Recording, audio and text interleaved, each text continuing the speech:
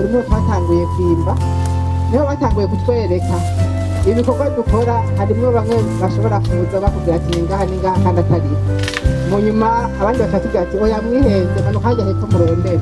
Niho twashika ngaha, murabona ko ikintu kiri kure cyane. Twaratanguye turimba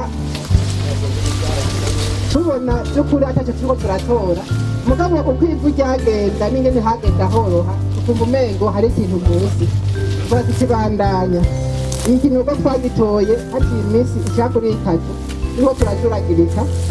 Aha rero mwabibonye, iki kinogo kiri ku metero 12, kiri ku metero 12. Murabona ko ibisigarira bya mbere biri hafi ku metero 4 muva hejuru, ni ukuvuga munsi ku metero 8 hari ibisigarira.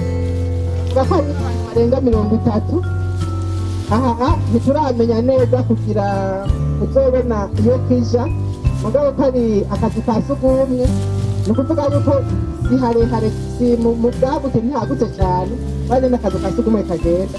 Ubu rero tuzoca tubandanya mu gukora bino bisigarira, tuzoca tubandanya twagure gatonya kugira ngo abakozi bacu bashobore kubikurayo. Muri make murabona ko hajya n'amagufa, hariyo n'impuzu.